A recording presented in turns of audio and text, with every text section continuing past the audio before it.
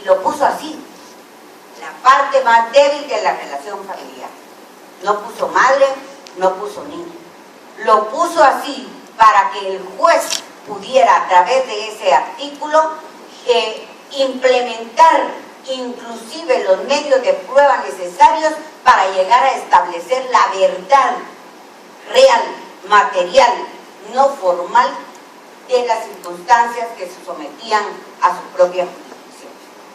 De ahí que ese alcance, no obstante que ha tenido sus grandes detractores, porque como ustedes saben, siempre hay dentro de la profesión personas con unas ideas todavía muy remotas del Pater Familias, del Código Napoleónico y de todas esas situaciones que hoy por hoy nos parecen anacrónicas. Sin embargo, de todo hay en la viña del Señor, ¿sí?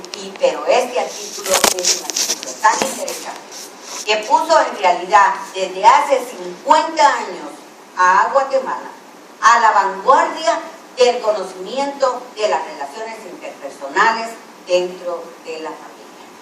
De ahí que con este artículo el juez puede llamar a las partes a su despacho sin necesidad de que lleguen los abogados. Es una facultad discrecional del juez. Puede interrogar a las partes directamente, incluso dentro de una audiencia. Puede incluso asesorarse y hacerse peritajes a través de trabajadoras sociales, de psicólogos, de sociólogos, de tal manera que hay un equipo multidisciplinario por el cual el juez de familia puede conocer la verdad de las controversias que se someten a su jurisdicción. Esto que les digo es maravilloso, pero a veces en papel, porque los mismos jueces no tienen los arrestos necesarios para poder ejercer con valentía estas facultades que les da este artículo.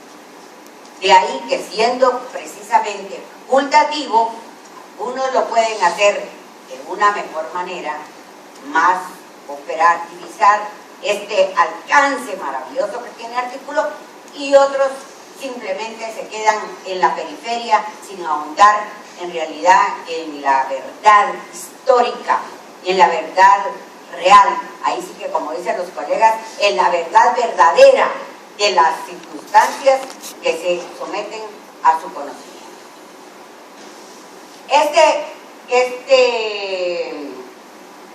La ley de tribunales de familia descansa en realidad en estos principios que regulan las relaciones de familia: igualdad de derechos y obligaciones de los cónyuges, defensa y protección de la madre casada o soltera, ya no hay diferencia entre madre casada ni soltera. La igualdad de los cónyuges es porque quitan de la normativa toda esa obligación de llevar el apellido, de que el marido la tiene que mantener, de que el adulterio tiene que ser castigado en forma desigual. Todo eso, gracias a Dios, este código lo eliminó. También la protección del niño procreado dentro o fuera del matrimonio, o sea que le da una calidad igualitaria a los hijos que están creados o concebidos dentro del matrimonio como los que están concebidos fuera del matrimonio, totalmente con igualdad de derechos. Además, el fortalecimiento de la vida matrimonial es una norma constitucional para que tengan los accesos, como dijo el colega, los derechos sociales, ¿verdad? El acceso a una vivienda digna, el acceso a poder visitarlo, el derecho a no declarar en contra de su pareja, etc. Y el patrimonio familiar inembargable, que es para protección de la familia. Es nuestra lucha hoy día con los abogados que nos dedicamos a familia, que se modifique un artículo del Código Civil, dado que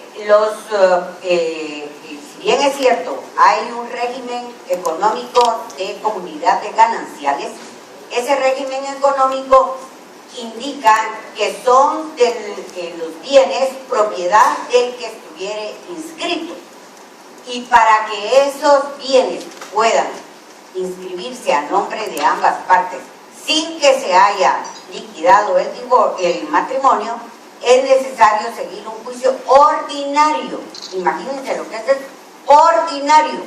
1, 2, 3, 4 años de declaratoria de bienes ganancieros, lo cual nos parece verdaderamente una aberración, porque ¿cómo va a ser posible que solo si se termina el matrimonio, entonces ya se pueden declarar gananciales los bienes, cuando desde un principio la norma dice que los bienes que se adquieren dentro del matrimonio pertenecen el 50% a cada uno de los cónyuges, y sin embargo, cuando se quiere acudir al órgano registral, nos indican que no se puede si no es con autorización del cónyuge a quien están a nombre de los bienes, y si no hay una declaratoria judicial, lo cual nos parece verdaderamente aberrante, porque ya es una norma que constituye el derecho y sin embargo no se le reconoce.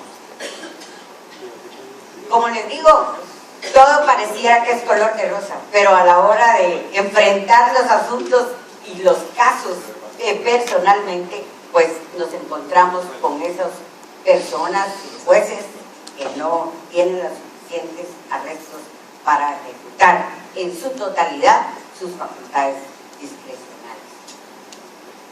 Sin embargo, este patrimonio familiar es otra forma de tener acceso a bienes patrimoniales, y quiere decir que por 25 años, generalmente cuando son patrimonios que son dados a través del Estado, estos son los que se constituyen o por los bancos que están subsidiados en una parte por el Estado y que se dedican a la vivienda.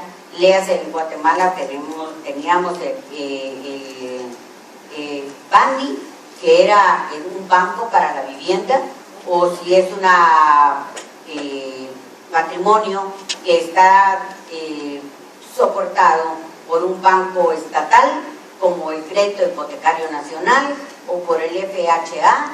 Entonces, ese tipo de patrimonio familiar es el que se embarga por 25 años para que ninguno de las partes pueda hacer uso de él en beneficio de la familia, ¿verdad?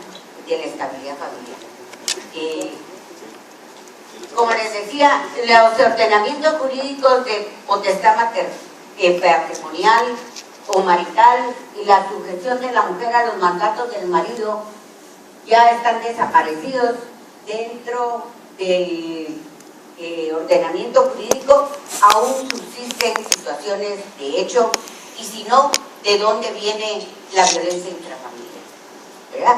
Que son todavía aquellos comportamientos anacrónicos, depravados, donde todavía el agresor, no voy a decir el hombre porque a veces no solo es el hombre, sino que el agresor sobre su pareja ejecuta actos que muchas veces no solo van en una lesión leve, sino lesiones muy graves, incluso la muerte. Si es un asunto solo de maltrato psicológico o amenaza, nosotros tenemos dentro de los tribunales de familia medidas que se llaman medidas cautelares de seguridad de personas, y se sustancian como, no sé si ustedes tienen la figura del incidente, en donde se da 2 días de audiencia, 8 días de prueba, y el juez, independientemente si se abre o no a prueba, dicta la sentencia si da lugar o no a la medida precautoria. Así, en términos, debería de durar 15 días, pero ya sabemos que es difícil.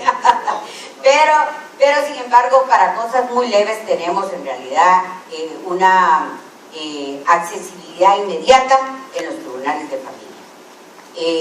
Y para las situaciones más graves también tenemos justicia especializada en violencia intrafamiliar, que son los jueces de femicidio.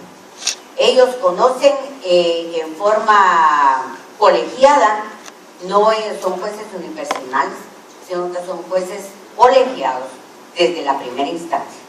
Jueces colegiados que conocen de la gravedad de las lesiones o del acoso o de las situaciones psicológicas o físicas que sufre la mujer.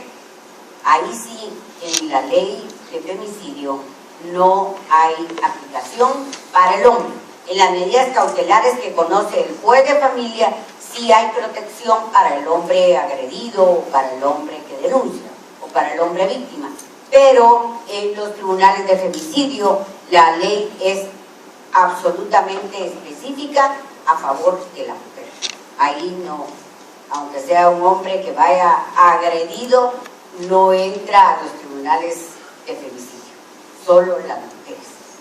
También tenemos ley específica de la niñez, la cual se divide en dos ramas.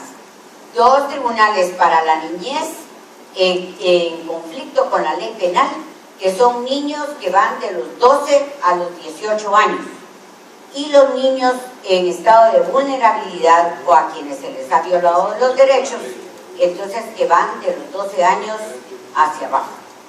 Son dos instancias totalmente diferentes, conocen en ambos casos juzgados metropolitanos para todo el área de la ciudad capital, en donde también tienen equipos multidisciplinarios. Los jueces y las instalaciones que tienen los niños en estado de vulnerabilidad, pues efectivamente cumplen en su mayoría con los requisitos de tener un equipo multidisciplinario, de tener puntos de encuentro donde puede llegar el padre a quien no se le permite la visita paterno-filial, poderse encontrar con su hijo. Tienen la cámara de Gesell para que el juez de la niñez pueda observar las relaciones y lo que dicen los niños con las psicólogas, con las trabajadoras sociales.